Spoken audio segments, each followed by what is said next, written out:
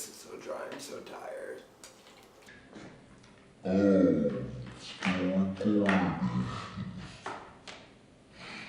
Hey guys, thank you so much for coming back to check out Shawn Spills. If you haven't already, please click that big red subscribe button right down below and make sure to subscribe. Now, as you can tell by the title, you're here to hear about my voice audition experience. Really quickly, I'm going to give a whole layout of the entire process throughout this whole video, but the last few minutes is basically what y'all really might want to hear with song selections and strategy. And so please stay tuned the whole time, but if you can't, just skip to those last few minutes. And songs, just quick few word summary, be true to yourself. So I wanted to make sure to give a quick shout out first to Skyla Taylor, who is another YouTuber who shared her own experience, which helped me and my ability to pay it forward. So first thing is first, I want to show y'all a picture of my audition pass, and you can see it right here. And so basically that path tells me what time I'm expected to be by. My audition time was at 7 a.m., but I figured because it was like a 30-40 minute drive for me, it would be good to go a little bit earlier. And even going earlier, I was still like not the first person in line, maybe like the 100th, if anything. And so just a quick recap, I got there at 6:30, but my audition actually occurred and finally ended by 10:30. So that's 4 hours, and I thought I came pretty early. So if you really want to get out of there like ASAP first, then you probably should honestly get there by like 5 a.m. if you're doing a 7 a.m. audition, or at least 2 hours before your audition. So the wait is pretty long, so just some general advice I have to give to you is definitely bring water and stay hydrated, and bring snacks. I brought like a banana, some chocolate Pocky sticks, and just when I got dehydrated or just hungry or like nervous, I would just eat a few and it helped me stay energetic and keep going. And so just with that energy, I was able to socialize and get to meet so many types of people. And that was my experience getting into the building in the first line itself. And then we transitioned to the second line, and that line we're basically getting our ID checked. So yeah, let me backtrack for one moment. So yeah, there's that first line where you get into the building, and then there's that second line where there's a person who checks to make sure you have your voice audition pass and some sort of proof that you are the person on that pass. Most probably your driver's license, because they can see the picture and the name to the name that's on the pass. And then that leads yourself to the third line, where someone at a table will make sure you have that voice audition pass and a bunch of release forms, which will be emailed beforehand, just basically forms that either if you're a minor with your parent or an adult, you're signing off and giving your permission.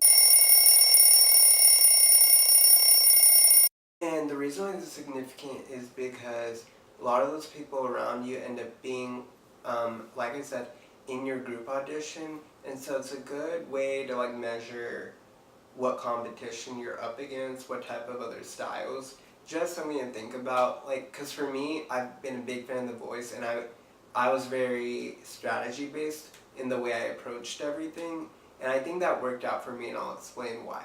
For example, in my group, I knew there weren't a lot of powerhouse singers, which was an advantage to me because I know I'm unique in my own way, but I'm definitely not a powerhouse singer. I try to keep things simple and smooth and calm when I perform, and so when I actually performed in front of the producer, I performed Mad World by Gary Jules, and I remember they were actually shocked, but in a good way, and they were smiling a lot, and producers are mainly on their laptop not looking, so I figured that since they were making eye contact, that was a good sign.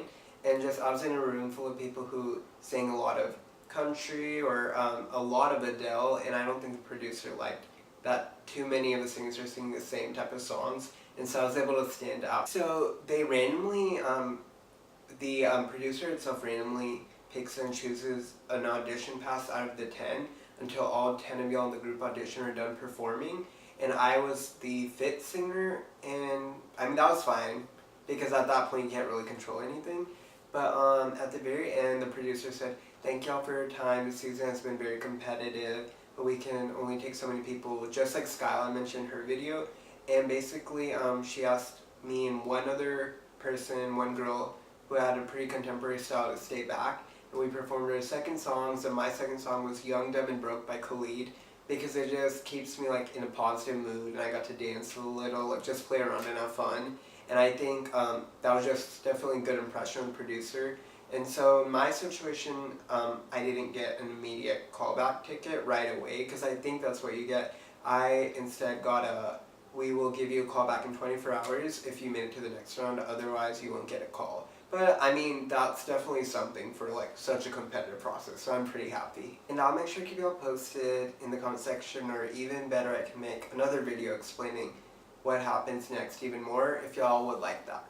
Also, I just want to say that, just referencing Skyla one more time, The Voice and any other singing show, the biggest thing is the experience.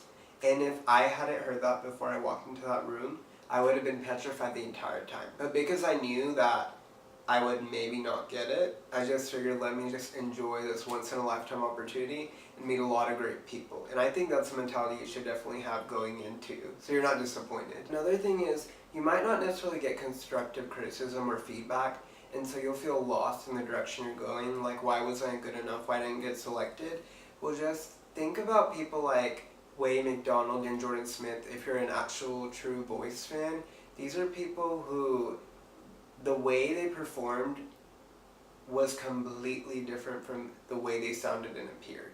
Like, you just gotta be like a jaw dropper, like you've gotta surprise people. But the thing is, you can't force yourself to do these things. Just try to stay true to who you are, and I mean, if it is meant for you, like everything will work out. But one big thing I can advise y'all on, like I feel like a secret tip, is if you do have a huge fan base before, like a huge YouTube following with subscribers who watch a bunch of your music videos or post a bunch of music videos on Instagram, like I feel like producers do stalk you honestly beforehand and figure that out, and that can kind of help you in just an or more like intentional way into actually getting a spot and getting through the Voice auditions. A good example is last season's winner, the youngest winner, Bryn Cartelli. Because of her singing on her Instagram and so many followers, that the Voice basically wanted to accelerate or speed up her fan base so they could speed up their ratings. Remember, ratings equal money, and TV shows need money to keep being a TV show. And sorry if I'm not as energetic, my voice is just so tired from so much practicing and singing throughout the day. But one more thing y'all should know is, well, Shawn Spills wouldn't be called without giving y'all the scoop on things y'all want to hear. And so the nature or the environment of the audition process itself can be intimidating, because randomly, especially when you're in that little room with all the chairs, people will just be randomly singing songs. It's powerhouse singers just blasting their vocals to the max to intimidate you, and some people might do it just to relieve their nerves, but I definitely advise you to either just block it out and practice your own music with headphones, or just join in and have fun. Like, don't let it get to you, because then it'll like ruin your audition. And then the audition itself, it's like, I was like pretty confident all the way, but once I was in there, I remember the room being really small and cramped.